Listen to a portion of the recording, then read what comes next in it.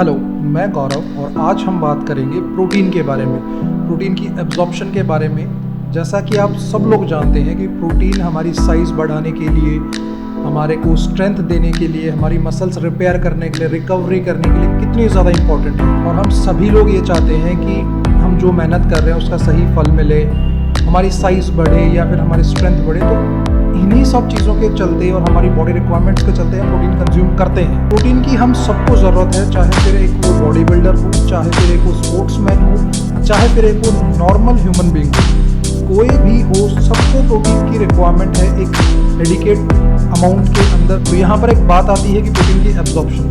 जब हमें प्रोटीन की इतनी ज़्यादा रिक्वायरमेंट है हमारी बॉडी ग्रोथ के लिए, हर चीज़ के लिए, तो फिर क्यों ना उसके एब्जॉर्प्शन की बात करी जाए। उसका एब्जॉर्प्शन कितना हो, कैसे हो और कितना ज़्यादा मैक्सिमाइज हम उसको कर सकें, क्यों ना उस चीज़ के बारे में बात करी जाए। क्योंकि हम सब लोग ध्यान रखते हैं प्रोटीन कितना खाना है, कैसे खाना है, कब खाना है, बहुत हॉट टॉपिक है ये। लेकिन इस चीज़ के बारे में बहुत कम लोग बात करते हैं कि प्रोटीन कैसे डाइजेस्ट होगा, या फिर जो आप प्रोटीन खा रहे हैं क्या वो सच में डाइजेस्ट हो भी रहा है या आप उस प्रोटीन को वेस्ट कर रहे हैं। तो आज हम इसी टॉपिक में या इसी टॉपिक के बारे में बात करने वाले हैं इस वीडियो के अंदर।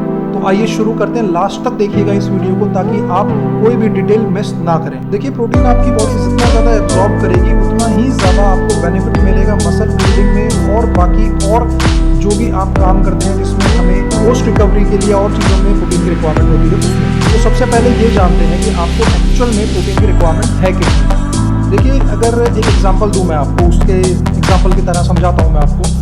देखिए, अगर आपकी बॉडी वेट, अगर आपका बॉडी वेट 80 किलो है और आप जो एक्टिविटी करते हैं सारे रोज़मर्रा में, सुबह से लेकर इवनिंग तक जो वर्कआउट्स करते हैं, अगर उस चीज़ के अकॉर्डिंग अगर आपकी बॉडी की रिक्वायरमेंट 1 ग्राम प्रोटीन पर केजी बॉडी वेट है, तो आपको पूरे दिन में 80 ग्राम प्रोटीन रिक्वायर्ड होगी टोटल। कुछ पॉइंट्स हमें ध्यान रखने हैं प्रोटीन की एब्जॉर्प्शन के लिए। जैसा कि मैंने एग्जांपल के तौर पे बताया कि आपको 80 ग्राम प्रोटीन पूरे दिन की रिक्वायरमेंट है। ये हर इंडिविजुअल के लिए अलग अलग है, according to their goal, according to their activity, सब के लिए अलग अलग है। ये मैंने सिर्फ एक एग्जांपल दिया है। सबसे पहला पॉइंट ये है कि प्रोटीन की एब्जॉर्प्शन बढ़ाने के लिए सबसे पहला जो पॉइंट है वो हमें ध्यान में रखना है कि हमें जो भी प्रोटीन है उसको अलग अलग मील्स के अंदर डिवाइड करना है। फॉर एग्जांपल, अगर आपकी protein requirement 100 grams per day है तो हमें क्या करना है, उसको 4 मील्स में डिवाइड कर सकते हैं, आप 5 मील्स में डिवाइड कर सकते हैं, आप 6 मील्स में डिवाइड कर सकते हैं। इक्विवेलेंट अमाउंट में आप उसको डिवाइड करके ले सकते हैं। फॉर एग्जांपल, अगर आपने 4 मील्स में अपनी प्रोटीन रिक्वायरमेंट पूरी करनी है तो आप 25 ग्राम 25 ग्राम 25 ग्राम और 25 ग्राम आप 4 बार ले सकते हैं अलग अलग मील टाइमिंग्स में, जो कि आपको ज़्यादा एब्जॉर्प्शन देगी। बिकॉज एक टाइम पे अगर आप बहुत ज़्यादा प्रोटीन एब्जॉर्ब कर रहे हैं तो चांसेस हैं कि आपकी बॉडी उतनी ज़्यादा प्रोटीन को एब्जॉर्ब नहीं कर पाए। तो आप अपने प्रोटीन को स्प्लिट कर सकते हैं डिफरेंट मील्स में। दूसरा, आप प्रोबायोटिक्स का यूज़ कर सकते हैं जो कि आपके डाइजेशन को सुधारते हैं और आपके एब्जॉर्प्शन में आपको हेल्प भी करेगा।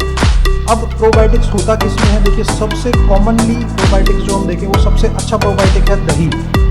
हाँ, घर में बना हुआ दही आप यूज़ कर सकते हैं एज अ प्रोबायोटिक्स, जो आपके डाइजेशन को सुधारने में आपकी हेल्प करेगा और प्रोटीन एब्जॉर्प्शन में भी आपकी हेल्प करेगा। देखिए, यहाँ पे एक बात आती है कि जो लोग लैक्टोज इंटॉलरेंस हैं तो वो कैसे दही को कंज्यूम करें। देखिए, अगर आप लैक्टोज इंटॉलरेंस हैं तो आप छोटे छोटे अमाउंट में उसको कंज्यूम कर सकते हैं ताकि वो आपको कोई फर्दर प्रॉब्लम क्रिएट नहीं करेगा और आपकी डाइजेशन भी इजीली होगी। तीसरा ये है कि आपकी जो प्रोटीन है आप उसको स्प्लिट करते रहिए, आप उसको चेंज करते रहिए। उसके जो ऑप्शंस हैं जहाँ से आपकी प्रोटीन, आप जहाँ से भी आप प्रोटीन को सोर्स कर रहे हैं, जो ऑप्शंस हैं आपके उनको आप चेंज करते रहिए।